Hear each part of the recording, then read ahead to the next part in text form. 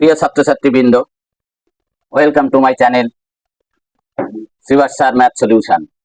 আজ আমি তোমাদের 3 মার্কের প্রশ্ন, ক্লাস 5 এর 3 মার্কের অঙ্ক সাজেশন দেব। তোমরা মনোযোগ সহকারে শুনবে এবং প্র্যাকটিস করবে। দেখো, প্রথম অঙ্ক আছে, এক ব্যক্তি 60,000 টাকা ছিল, তিনি 2,500 টাকা স্ত্রীকে ও 10,500 টাকা পুত্রকে দিলেন, বাকি টাকা তিনি দান করলেন। তিনি কত টাকা দান করলেন?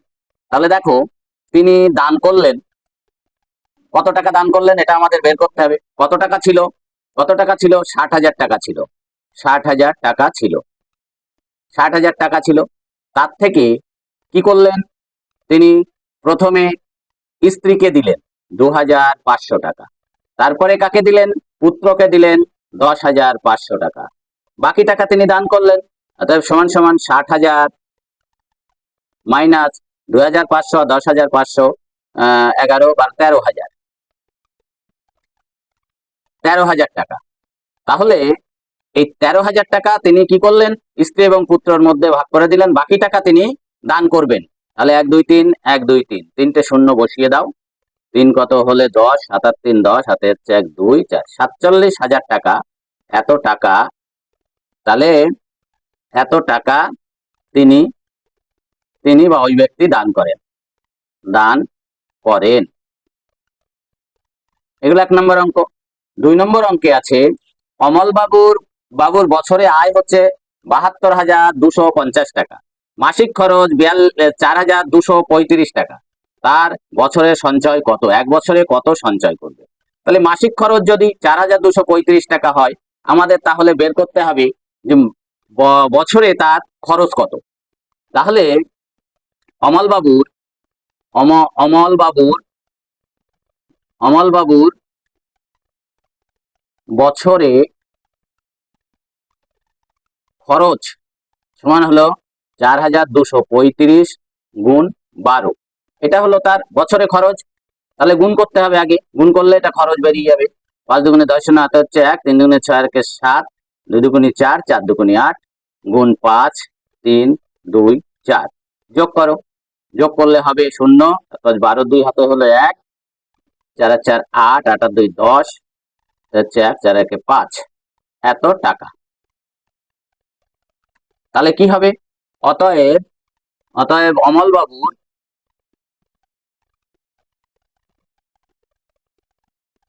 বাবু বছরে সঞ্চয় সমান সমান তার 72,000 টাকা, 72,250 টাকা আয়, খরচ হলো 50,820 টাকা, সমান সমান হলো, বিয়োগ করলে যা হবে 0, 3 8 আর 4 12, 1 21,430 টাকা। এটা হলো এটার উত্তর। দেবব্রত বাবু, পরের অঙ্ক, তার 6 মাসের আয় দিয়ে 7 মাসের খরচ চালান। তার মাসিক খরচ যদি 12,270 টাকা হয়, 12,270 টাকা হয়, তাহলে তার মাসিক আয় কত? তাহলে দেখো, 7 মাসে প্রত্যেক মাসে খরচ করছে কত? 12,270 টাকা। তাহলে 7 মাসে খরচ কত? দেবব্রত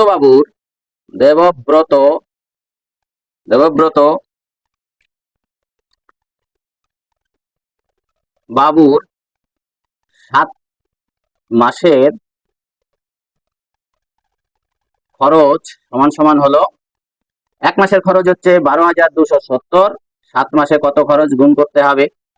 0 7 7 49, হাতে তোমার 4, 7 দুগুণে 14 আর 4 18, 8 হাতে হলো 1, 14 একে 15, 5 হাতে হলো 1, থেকে 7 আর 1 8, 85,890 টাকা। তাহলে তার 7 মাসের খরচ হলো এত টাকা। যেহেতু 6 মাসের আয় সমান সমান 7 মাসের খরচ, অতএব 6 মাসের আয় সমান হলো 85,890 টাকা। অতএব মাসিক আয়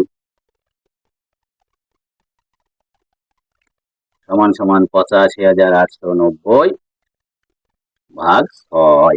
এখানে তোমরা ভাগ করে দেখিয়ে দিতে পারো।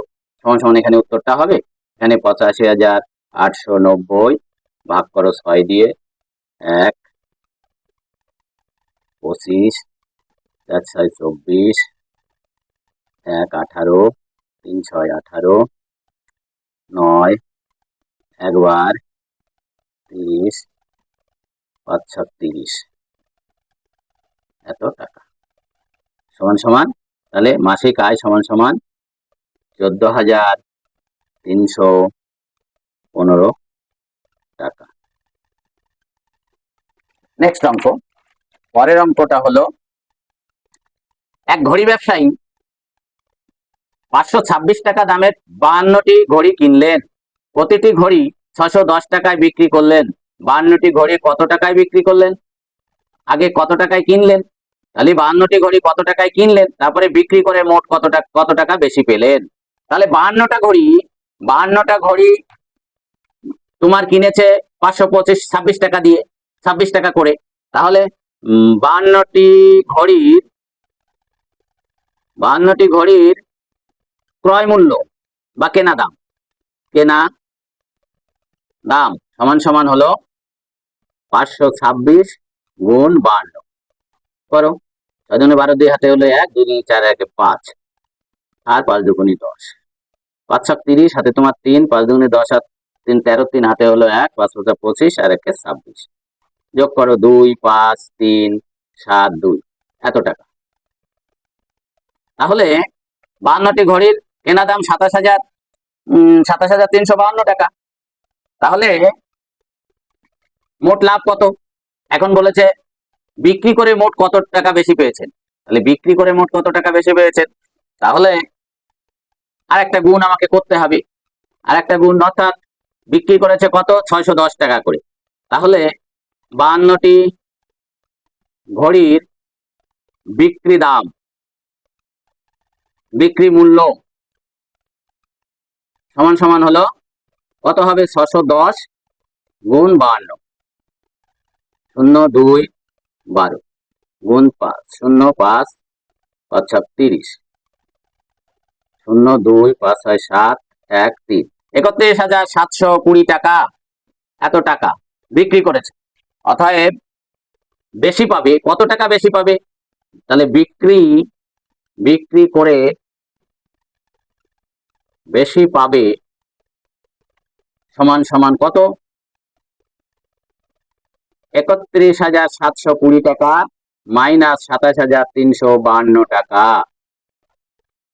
8 হাতে হচ্ছে 1, 6 6 6 12, হাতে হচ্ছে 1, 4 আর 3 7, 7 কতলে 11, 7 আর 4 11, তাহলে 4,368 টাকা বিক্রি করে বেশি পাবে, এত টাকা। পরের অঙ্ক, চৌবাচ্চায় 3-এর 8 লিটার জল ছিল। কিছু পরে সেখান থেকে 8-এর 25 লিটার জল খরচ হয়েছে। তুমি বালতি করে 5-এর 16 লিটার জল ঢাললে। এখন চৌবাচ্চায় কত লিটার জল আছে? তাহলে দেখো, প্রথমে ছিল কি? প্রথমে ছিল 3-এর 8 লিটার জল ছিল, তার থেকে খরচ হয়ে গেল কত? 8-এর 25 লিটার জল, এটা খরচ হয়ে গেল। পরে ঢালা হলো কত? ঢালা হলো 5-এর 16 লিটার। তাহলে কত হবে? 25 আর 8-এর লসাগু হচ্ছে 200, 8 25-এ 200, 25 3 25-এ 75, বিয়োগ 8 দিয়ে 25 দিয়ে ভাগ করলে 8, 8 8 64, এই প্লাস 5-এর 16 সমান সমান 64, 11 200 যোগ 5-এর 16, তাহলে এটা লসাগু করো।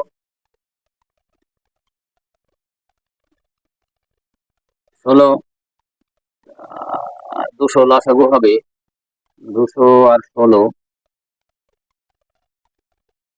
লসাগু হবে 4 4 4 16, 25 2, তাহলে 25 4 4 25 100 গুণ 4 400, লসাগু হলো 400।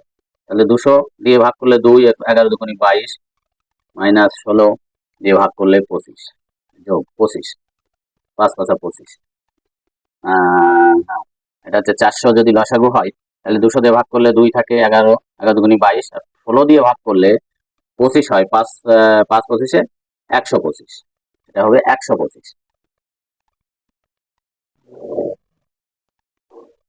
125 সমান সমান হলো 5 6 7 আর হচ্ছে 2 আর 2 4 147/400 টাকা এই লিটার। 75 লিটার কেরোসিন তেল এবং 25 লিটার পেট্রোল সমান মাপের টিনে এমন ভাবে ভর্তি করে রাখতে হবে যাতে 2 প্রকার তেল মিশে না যায়। কমপক্ষে কতগুলি টিনে তা করা যাবে? প্রতি টিনে কত লিটার তেল ধরবে? 75 লিটার কেরোসিন আর 25 লিটার পেট্রোল আলাদা আলাদা রাখতে হবে। তাহলে 75 আর 25-এর গসাগু, 75-কে 25 দিয়ে ভাগ করো, ভাগ প্রক্রিয়ায় 3 25-এ 75, তাহলে সর্বোচ্চ 25। তাহলে একটা প্রতিটি টিনে কত লিটার তেল রাখা যাবে? কত লিটার রাখা যাবে? তাহলে প্রতি টিনে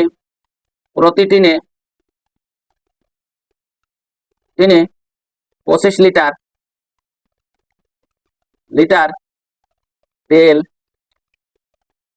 25 লিটার তেল রাখা যাবে। তাহলে কতগুলো লাগবে? তাহলে 3 লাগবে। 3 লাগবে। দেখো 75 লিটার যদি প্রতি টিনে রাখা হয় তাহলে 75 লিটার, এই 25 লিটার যদি প্রতি টিনে রাখা হয়, সরি, প্রতি টিনে যদি 25 লিটার রাখা হয় তাহলে কেরোসিনের জন্য লাগবে 3টি, 3 লাগবে কেরোসিনের জন্য 3টি, আর পেট্রোলের জন্য 1টি, সমান সমান 4টি। 4টি টিন লাগবে, এতে রাখা যাবে 4টি টিন।